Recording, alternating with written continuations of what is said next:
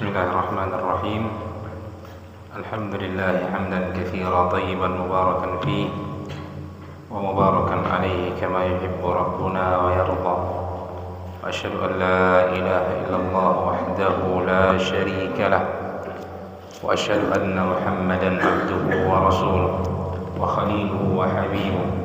Salawatu rabbina wa salamuhu alaihi wa ala alihi wa sahbihi wa tabi'in wa tabi'in tabi'in wa man tabi'ahum bi ihsanin ila yaumiddin, amma ba'd. Jemaah yang dimuliakan oleh Allah Subhanahu wa taala, ya, sebelum kita lanjutkan, sedikit kita merajaah pelajaran yang pertemuan sebelumnya. Nah, hendak Yazid bisa disebutkan ya pembagian aib-aib berkaitan dengan hewan kurban. Kita kemarin menyebutkan dibagi menjadi tiga. Nah, Yazid. Nah, aib yang kalau aib tersebut ada pada hewan maka tidak boleh dijadikan sebagai hewan kurban. Nah, apa saja aib tersebut? Al-arja, yang matanya buta sebelah. Nah, kemudian al-arja, yang kakinya pincang. Kemudian al-marid al-bayyin maraduha. Nah, kemudian yang keempat al-ajfa allati la tanqina, yang kurus, yang tidak memiliki tulang sumsumnya. Kemudian Yunus, aib yang kedua. Nah, aib cacat yang diperbolehkan namun makruh. Nah, apa saja Yunus antaranya? Ya, yang giginya ompong. Nah, kemudian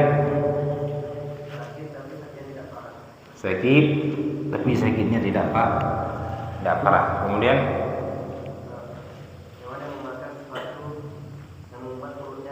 al-mabsyumah, dan seterusnya.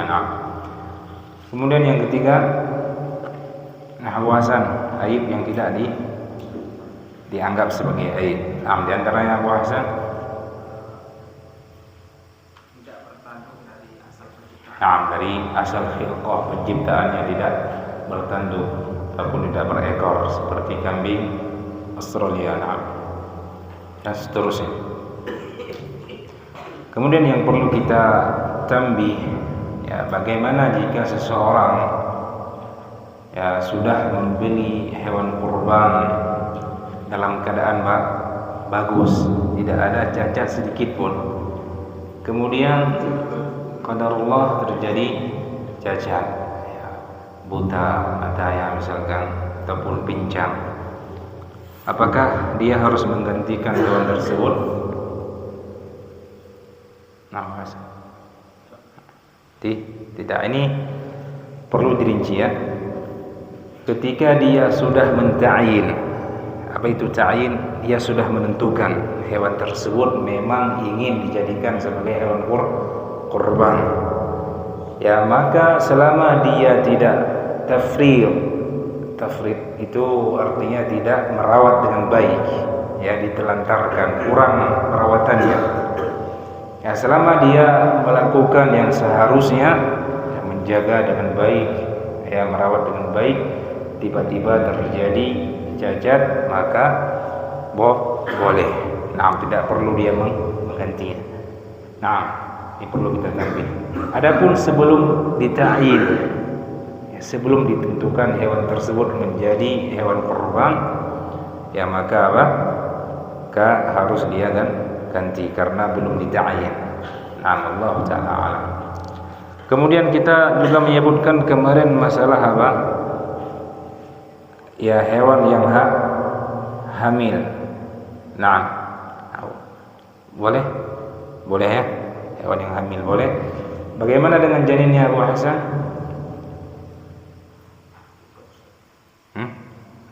Ada dua keadaan, ya.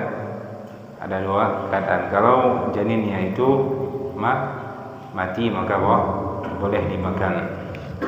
Berdasarkan dengan hadis yang diriwayatkan oleh Abu Dawud rahimahullahu taala dari hadis Abu Sa'id Al-Khudri radhiyallahu taala anhu, ya, beliau bertanya kepada Nabi sallallahu alaihi wasallam, ya Rasulullah, ya kami menyembelih apa?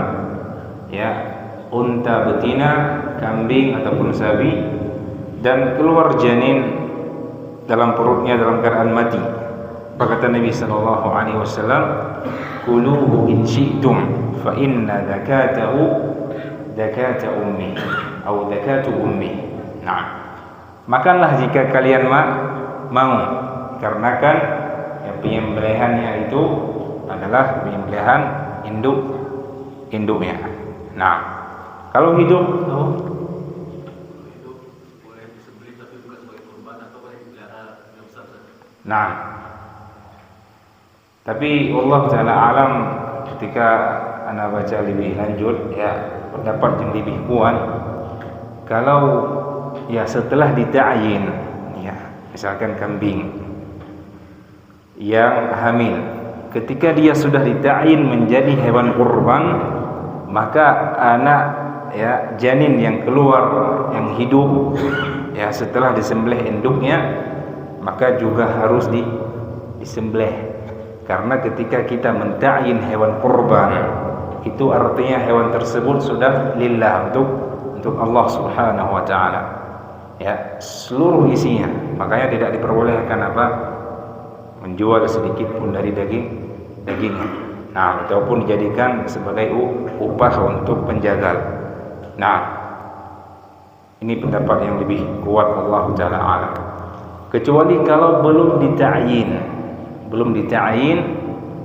ya, kemudian dia melahirkan, maka induknya, anaknya tersebut boleh dipelihara sampai besar. Allah Ta'ala alam. Ini pendapat yang paling sahih. Nah, dan ini juga pendapat Syekhul Islam Ibnu Taimiyah rahimahullahu taala, dan juga disebutkan oleh Imam Ibnu Qudamah dalam kitabnya Al-Mughni. Nah, kita lanjutkan. Bismillahirrahmanirrahim. Al-mas'alatul khamisah.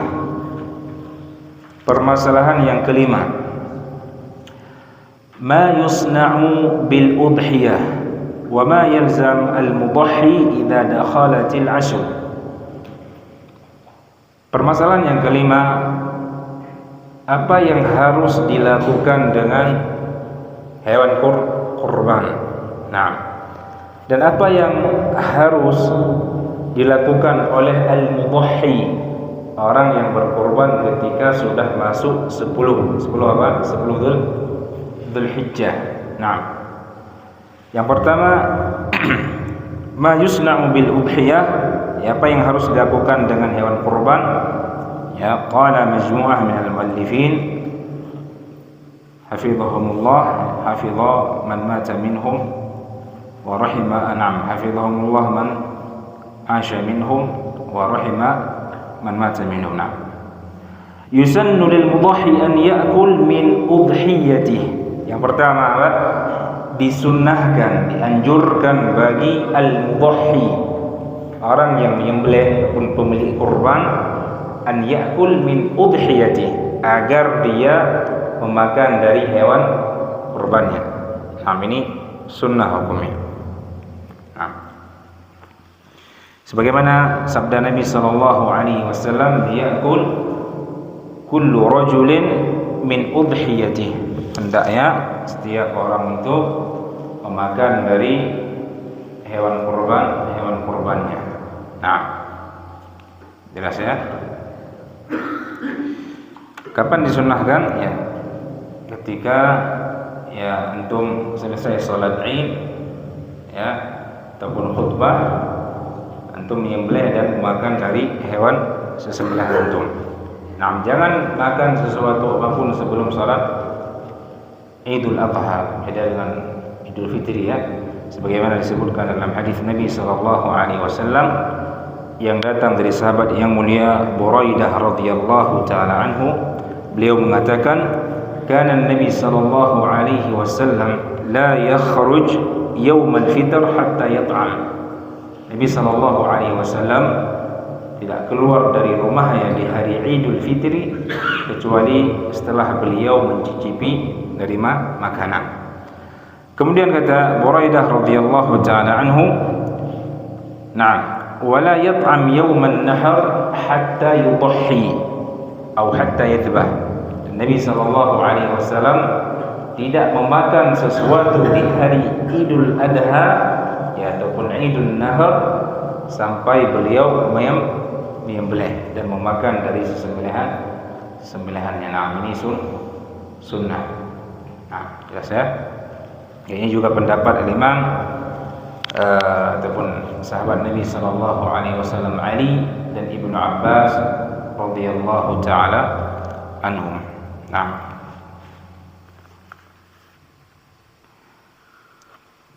apa hukum memakan sesuatu dari hewan kurban? Sunnah, bukan wajib, karena sebagian para ulama mengatakan wajib. Namun Allah taala alam pendapat jumhur, pendapat mayoritas ulama, yang hukum memakan sesuatu dari daging hewan kurban itu sunnah. Apa faedah dari hukum ini?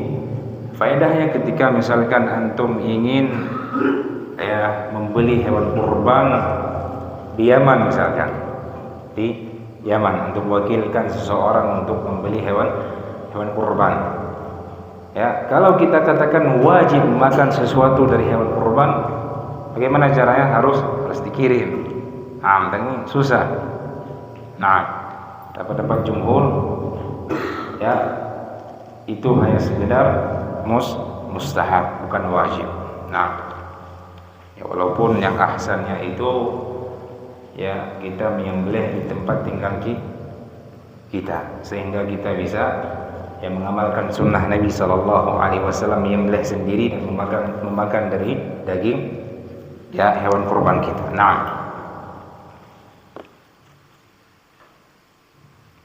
kemudian wa yuhdi lil aqarib. Pertama, dia memakan dari hewan kurbannya. Yang kedua, dia menghadiahkan untuk al-aqarib ya kerabatnya ya, ataupun tetangganya.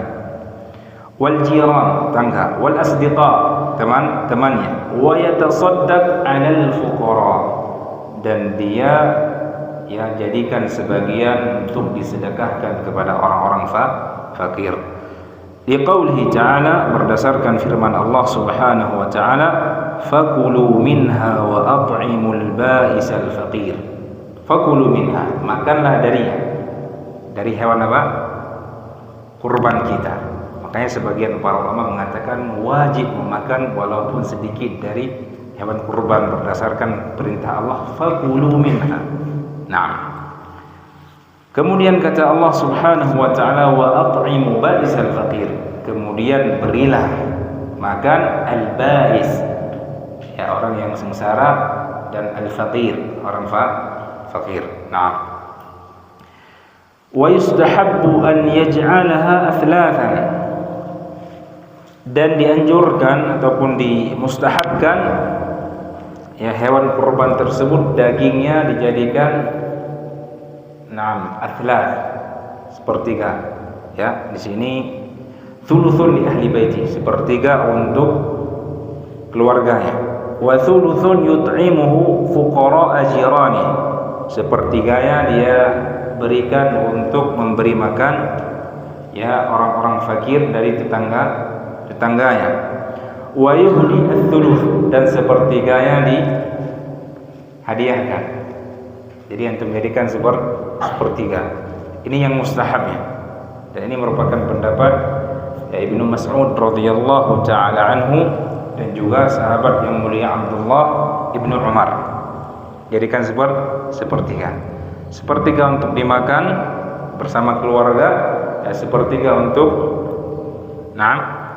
diberikan kepada fakir, kemudian sepertiganya untuk hadiah.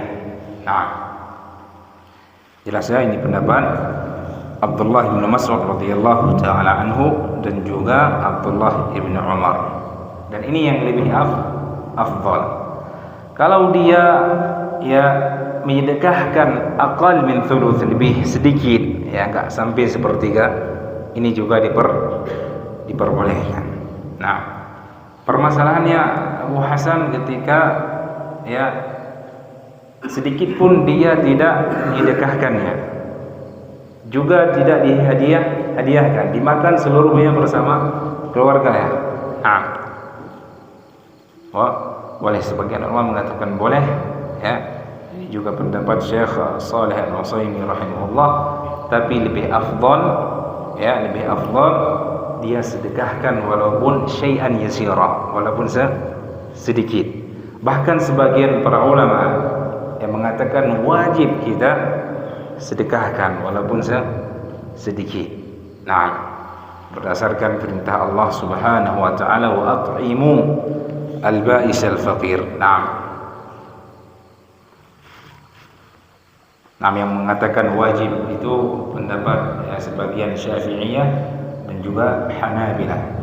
Nah, mereka mengatakan wajib didekahkan sesuatu dari hewan kurban. Ini lebih afdal, ya, lebih ahwat, ya, berhati-hati. Nah,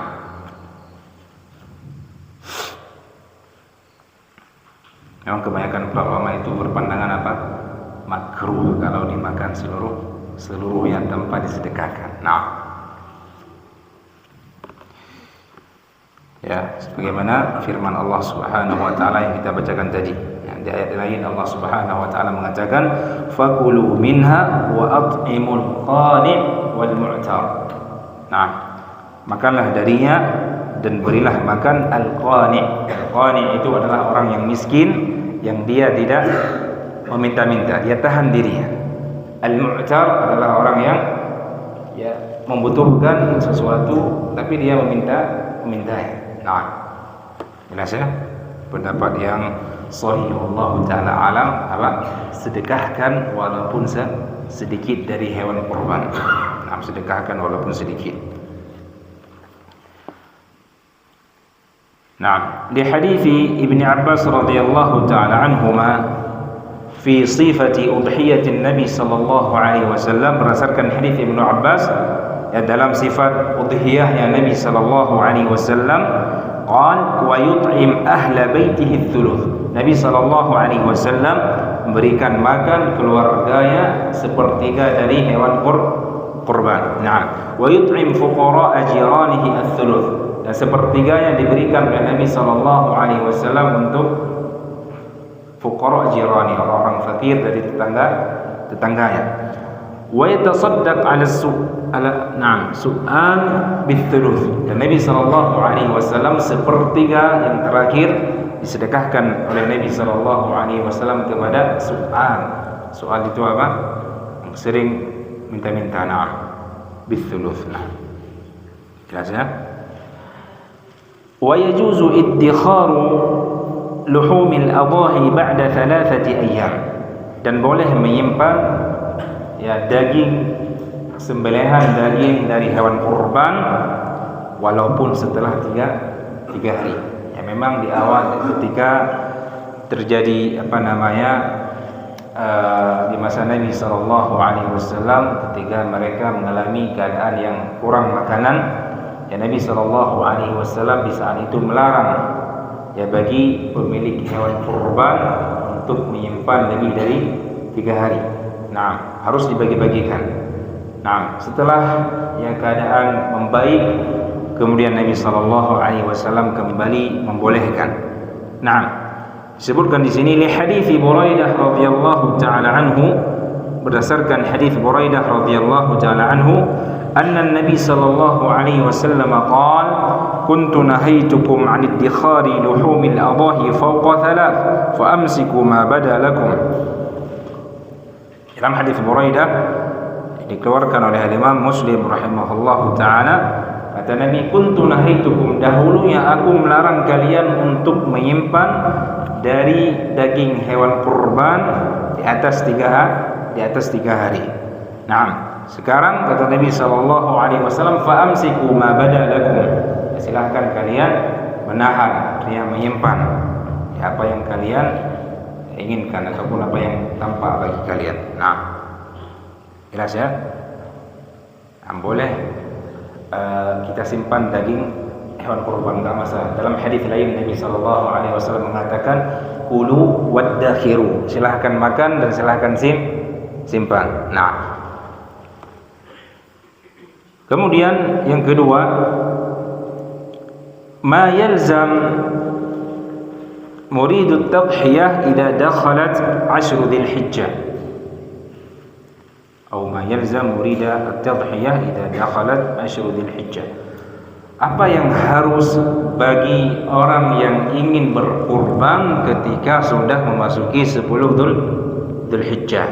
Nah, idza dakhalat 'ashru dzulhijjah haruma 'ala man arada an yudhi an ya'khudha min sya'rihi aw adfarihi syai'an hatta yudhi. لحديث أم سلمة رضي الله تعالى عنها مرفوعا إذا دخل العشر وعنده أضحية يريد أن يضحي فلا يأخذن شعرا ولا يقدمن ظفرا وفي رواية فلا يمس من شعره وبشره شيئا.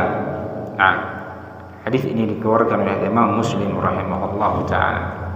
Ketika sudah memasuki 10 Dzulhijjah, maka haram ya bagi orang yang ingin berkurban, nah, untuk mengambil ya ataupun mencukur dari rambutnya, nah, ataupun menggunting kukunya, hatta yudhi, sampai dia selesai menyembelih. Nah, kalau selesai hari pertama, berarti hari pertama sudah bisa dia mencukur rambutnya, ya bulunya dan sebagainya.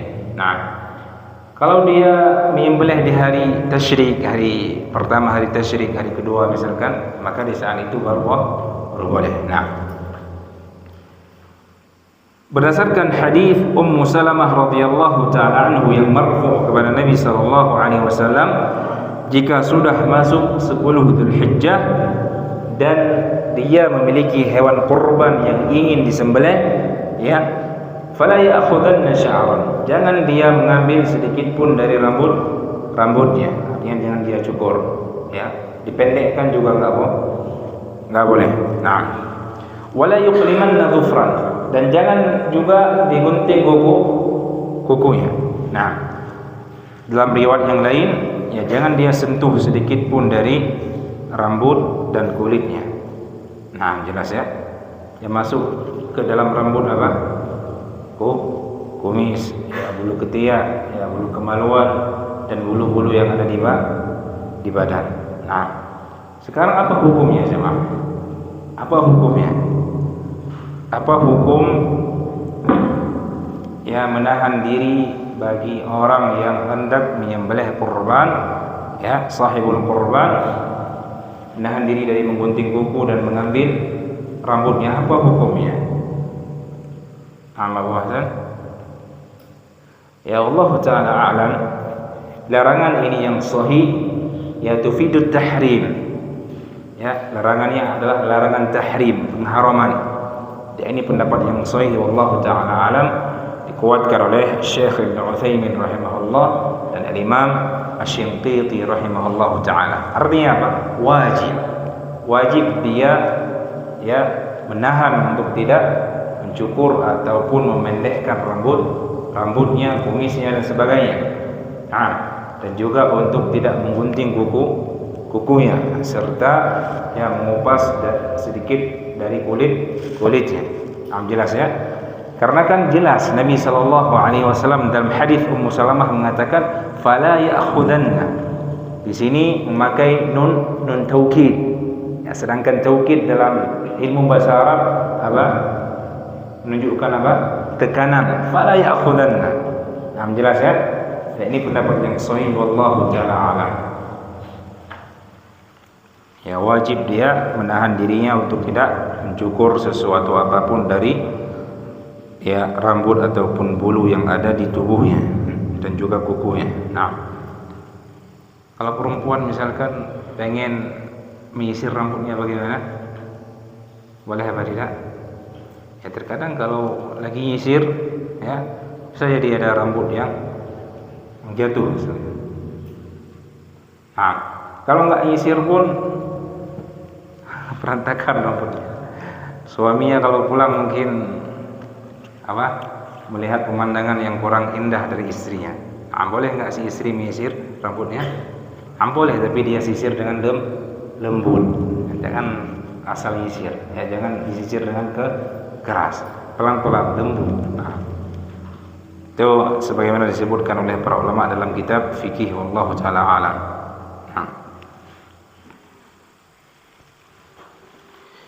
Ada pertanyaan Abu Hasan. Abu Hasan memiliki 5 hewan kurban. 5 hewan kurban. Dan disembelih di waktu yang berbeda. Satu mungkin disembelih di hari yang pertama. Satunya di hari yang kedua. Satunya di hari yang ketiga. Ataupun di hari yang ketiga dia selesaikan semua hewan kurbannya. Kapan boleh dia mencukur? Abu Hasan, kapan antum boleh mencukur?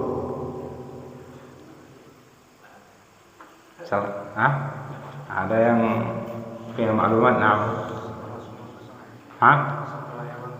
Selesai semua.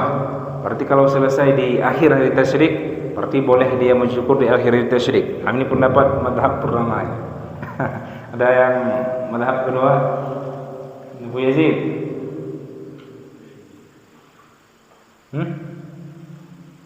Apa harus selesai semua? Berarti ittifaq.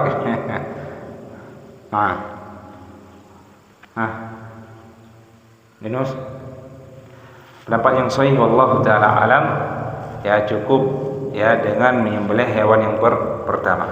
Walaupun misalkan dia punya 100 hewan ya yang ingin disembelih, cukup dengan menyembelih hewan pertama. Ini sebagaimana disebutkan oleh para ulama, ini pendapat yang sahih. Sebagaimana disebutkan oleh Salman rahimahullahu taala dalam kitab Syarah Al-Iqtibas, wallahu taala alam. Boleh.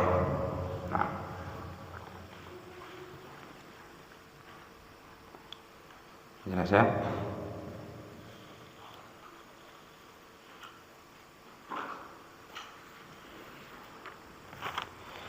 Kalau qadarullah misalkan dia setelah berniat untuk untuk menyembelih hewan kurban dan masuk 10 Dzulhijjah, tapi dia mencukur bulunya, dipotong rambutnya, kumisnya, misalkan bulu ketiaknya, sahih kurbannya apa tidak? Apa sah kurbannya atau tidak sah? Sah, tapi dia berdosa dan telah menyelisihi sunnah Nabi SAW dengan mencukur rambutnya ataupun menggunting kukunya. Bagaimana dengan orang yang misalkan sudah masuk 10 Dzulhijjah, dia baru berniat untuk untuk berkurban, dalam keadaan dia sudah mencukur rambutnya dan sebagainya. Ini nggak masalah. Nggak masalah, tidak ada dosa baginya. Karena dia baru berniat untuk kurban ketika Allah Subhanahu wa taala berikan kepadanya kemudahan.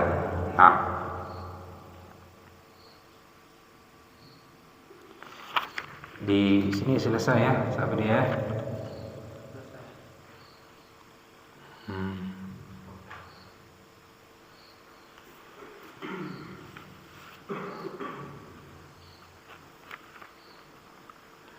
Sini selesai. Mungkin kita baca sedikit faedah dari luar berkaitan dengan kurban.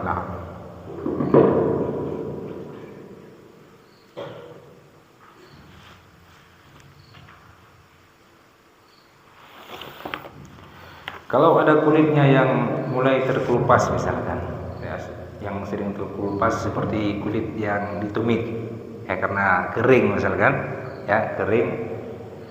Keseringannya itu terkelupas, maksudnya mau terkelupas, apa hukum mengelupas misalkan, ataupun kuku setelah misalkan terkena jatuh batu di kuku kita dan hampir copot, sedikit lagi cuma, apa hukum mencopot kuku tersebut? Boleh apa tidak? Perbolehkan. Kenapa? Karena ada hajat. Karena kalau dia nggak menarik semuanya, dia akan merasakan sakit. ini diperbolehkan karena ada darurat dan tidak ada sesuatu apapun yang harus dilakukan, tidak perlu membayar fidyah dan sebagainya. Allah taala alam. Nah, jelas ya. Kita baca beberapa faedah berkaitan dengan udhiyah. Nah, karena waktunya masih lama. Nah.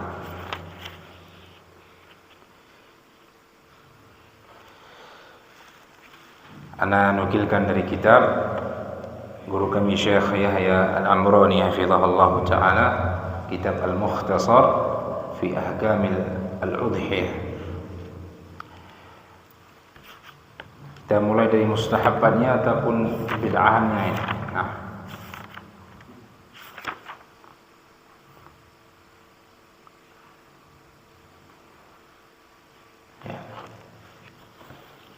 Ba'dul bid'ah wal muhdatsat fil adahi.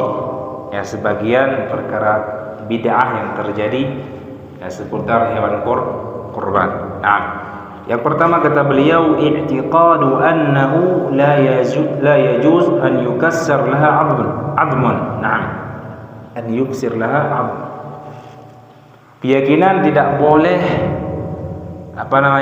mematahkan tulang dari hewan kurban. Dan keyakinan ini ada di sebagian kaum muslimin ma'ruf ya. Mereka berkeyakinan ya tidak boleh mematahkan tulang hewan kurban. Dan ini termasuk perkara yang bid'ah muhdats. Nah, jelas ya. Apa hukumnya mematahkan tulang hewan kurban? Oh, boleh. Nah, jelas ya. Ini tidak boleh mematahkan tulang mayit, itu enggak boleh. Dan Nabi sallallahu alaihi wasallam ya mematahkan tulang mayit kakasriha hayyan, seperti mematahkan tulangnya ketika dia masih hidup. Kalau mayit enggak boleh, kalau hewan kurban boleh. Nah, enggak masalah antum mematahkan dengan kampak, ataupun memotongnya dengan mesin. Nah, boleh, enggak masalah. Nah, ini diantara keyakinan yang menyebar di tengah-tengah kaum muslimin. Tidak boleh mematahkan tulang hewan kurban. Nah, kemudian diantara perkara-perkara bid'ah yang terjadi seputar hewan kurban, ba'dun nas yuwaddi al-udhiyah kama yatawadda al-muslim lis-shalah. Sebagian mengubuhkan hewan yang hendak dikurban sebagaimana seorang muslim berwudu ketika salat. Ini terjadi semua. Terjadi. Ya, ada sebagian bahkan di make upkan hewan kurbannya. Dimandikan, ya, dikasih celak, dikasih lipstik, ya, terus dikasih pewangian. Nah, ini terjadi. Ya. Dan mereka membangunnya di atas sebuah hadis. Ya, perindahlah hewan kurban, fa innaha matayakum ya 'ala sirat. Ya, perindahlah hewan kurban karena hewan kurban tersebut adalah hewan tunggangan kalian nanti ketika melewati sirat. Nah, makanya ada yang di make upin, dikasih bedak. Nah, tapi hadisnya hadis yang dhaif. Nah, tidak sahih. Jelas ya. Kemudian di antara perkara bid'ah yang terjadi seputar hewan kurban, taltikhul jism bidamil udhiyah. Ya, membasahkan tubuh dengan darah hewan kurban. Jadi darahnya diusap ke badan. Nah, ada yang pernah menyaksikan yang seperti ini terjadi apa tidak? Di sini mungkin tidak ya, di tempat lain ya. Mungkin di Yaman terjadi karena Syekh hafizahullah taala menyebutkan apa yang beliau dapatkan atau apa yang beliau saksikan. Mungkin di negara kita tidak, tapi di sebagian tempat dia taltikh, ya, dia usap darah hewan kurban ke tubuhnya. Nah, kemudian taltikh al-abwab bidamil udhiyah. Ya, ini pintu. Tadi badan ya orang yang berkurban yang taltikh, disapu dengan darah. ini pintu rumahnya. Nah, itu juga termasuk perkara bid'ah.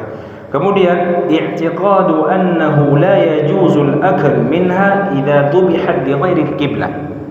Keyakinan ya sebagian orang yang meyakini tidak boleh memakan hewan sembelihan kalau tidak disembelih mengarah ke arah kiblat. Nah, ya sebagian kaum muslimin meyakini wajib ketika menyembelih itu menghadapkan ke arah kiblat. Ya, betul. Di sini bagaimana? Kebanyakan ada yang meyakini keyakinan seperti ini. Nah, ada sebagian mungkin ya. Nah, kalau tidak dihadapkan ke arah kiblat, mereka meyakini tidak sah. Ini keyakinan yang muhdatsat, ya, bid'ah. Nah, kan tapi kalau dia mau menyembelih ke arah kiblat ini lebih afdal, wallahu taala a'lam.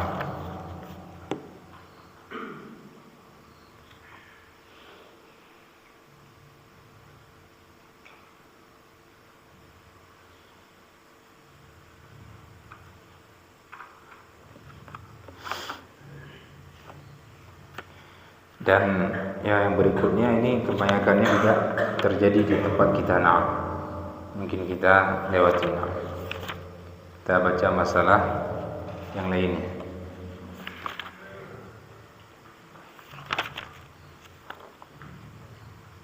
Nah, ada pertanyaan Abu Kiswah. Bagaimana hukum berselawat kepada Nabi sallallahu alaihi wasallam ketika menyembelih? Bismillah. Allahu akbar. Allahumma shalli ala Muhammad wa ala ali Muhammad.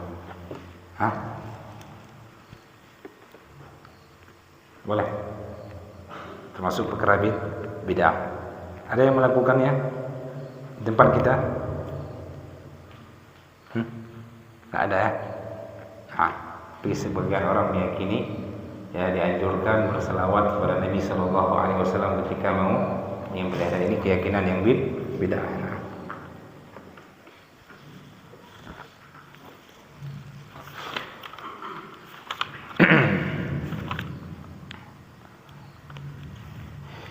Al-mustahabbat fil udhiyah. Perkara-perkara yang dianjurkan ya berkaitan dengan hewan kurban. Yang pertama, yusannu istimanuha wastihsanuha liqaulillahi ta'ala dzalika wa may yu'azzim sya'airallah fa innaha min taqwal qulub. Di antara sunnah ya perkara yang dianjurkan adalah ya dianjurkan yang menggemukkan hewan kurban. Jadi sebelum antum sembelih, antum kasih makanan yang bagus, ya makanan yang cukup agar dagingnya itu gemuk, agar kambingnya ataupun hewan kurbannya itu berisi, penuh dengan daging. Ini diantara sunnah. Wastihsanuha, dan mempercantiknya, dirawat. Masalah. Berdasarkan firman Allah Subhanahu wa taala, "Wa may yu'azzim sya'airallah fa innaha min taqwal qulub." Dan barang siapa yang mengagungkan syiar Allah, fa innaha min taqwal qulub, itu termasuk yang ketakwaan hati seorang hamba. Qala Ibnu Abbas radhiyallahu taala anhu, ia berkata Ibnu Abbas radhiyallahu taala anhu, ta'dhimuha istismanuha. Wasti'dhamuha wastihsanuha, anna dhalika a'zam li ajriha wa a'zam li naf'iha.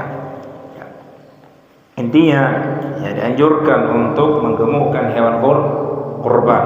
Kata Ibnu Abbas itu lebih besar pahalanya dan lebih banyak manfaatnya. Semakin banyak dagingnya ya semakin banyak manfaat yang bisa diambil dari daging hewan tersebut.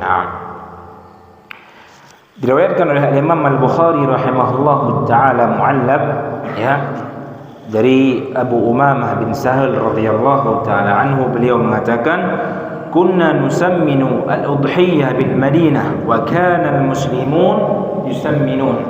Dahulu kami di Madinah ya, mereka itu sebelum menyembelih hewan kurban ya, nusammin, kami gemukkan hewan kurban. Dikasih pakan yang bagus, makanan yang bagus.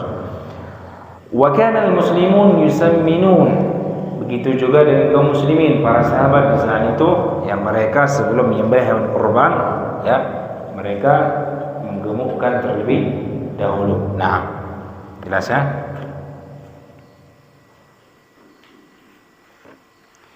Kemudian yang kedua, an yadhbaha bi nafsi. An yadhbaha bi nafsi. Dia sembelih dengan sendirinya. Antum yang punya hewan kurban, antum sembelih dengan tangan antum sendiri, tanpa antum wakilkan kepada orang lain, ataupun tanpa antum wakilkan kepada panitia kurban. Antum sendiri yang menyembelihnya. Nah, waqad bawwaba al-Imam Al-Bukhari rahimahullahu taala, dan Imam Al-Bukhari dalam sahihnya beliau membuat sebuah bab, qal bab man dzabaha al-adahi bi yadihi, bab orang-orang yang menyembelih hewan kurban dengan tangannya sendiri. Nah, wasaqa hadits Anas anna Nabi sallallahu alaihi wasallam dhahha bi kabshin amlahin dzabahahuma bi yadihi. Kemudian beliau membawa hadits Anas bin Malik radhiyallahu taala anhu dari Nabi sallallahu alaihi wasallam bahwasanya Nabi sallallahu alaihi wasallam menyembelih 2 ekor domba amlahin dzabahahuma bi yadihi. Nabi sallallahu alaihi wasallam menyembelih keduanya dengan tangan beliau sendiri. Nah, jelas ya? Ini yang dianjurkan, yang disunnahkan. Nah, sudah masuk waktu Isya. Nah, mungkin kita akhiri dan kita lanjutkan pada pertemuan yang lainnya. Di sini masih banyak perkara-perkara yang dianjurkan. Salah satunya berkaitan dengan warna hewan kurban. Nah, apakah putih lebih afdal? Apakah putih yang ada hitamnya, apakah warna coklat dan sebagainya, akan kita sebutkan pada pertemuan yang akan datang insyaallah, dan tata cara menyembelih. Nah, sebelum kita akhiri ada yang kurang jelas mungkin. Nah, Kalau misalnya yang perempuan dia boleh menyembelih atau dilakukan? apakah kalau perempuan ingin berkorban, apakah dia boleh menyembelih sendiri? Nah, boleh dia menyembelih dengan sendirinya. Itu lebih afdal. Walaupun kita katakan tadi yang lebih afdal itu yang berkorban siapa? Kepala keluarga. Nah, kecuali misalkan dia sudah meninggal suaminya, maka enggak masalah. Nah, ada satu pertanyaan lagi.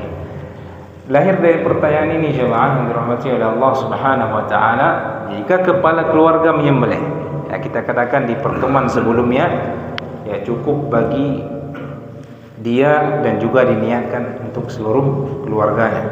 Nah, apakah keluarganya juga harus menahan untuk tidak mencukur rambut?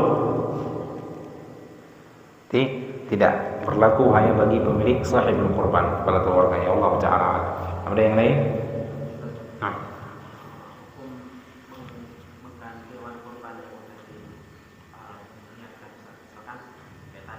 Nah, udah ada ini, rupanya dia melahirkan, sayang nih anaknya nanti nggak nenek supaya neneknya, terus kita berikan korban lain. Allah Ta'ala para ulama menyebutkan, jika antum mengganti dengan yang lebih baik, tidak masalah.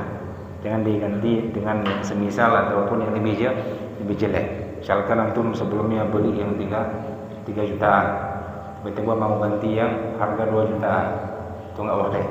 Yang lebih baik boleh. Nah, Allah Ta'ala.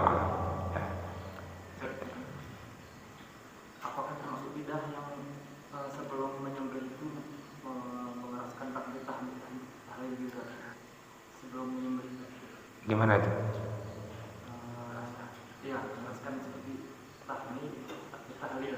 Dia cukup mengatakan Bismillah, Allahu Akbar, ataupun dia tambahkan hadza minni, anni, wa an ahli baiti. Tidak masalah. Tapi tidak dia keraskan, cukup dalam hatinya, ataupun dia sebutkan sedikit yang mengeraskan suara, enggak masalah. Allah Ta'ala. Karena ini bukan termasuk niat. Karena kebanyakan Ini enggak ada kaitannya dengan niat. Nah, ini lebih ke syarat menyembelih, yaitu menyebut Bismillah, Allahu Akbar. Nah, ada yang lainnya? Kita akhiri. oke, Hah? Ditutup pakai daun. Kalau nggak ada keyakinan tertentu nggak masalah. Sebelum disembelih. Disembelih. Ah. Habis itu ditutup pakai daun itu yang sering kamu lihat. Kalau nggak ada keyakinan tertentu di dalamnya nggak masalah. Atau tutup mukanya mungkin biar nggak kena debu dan sebagainya nggak masalah.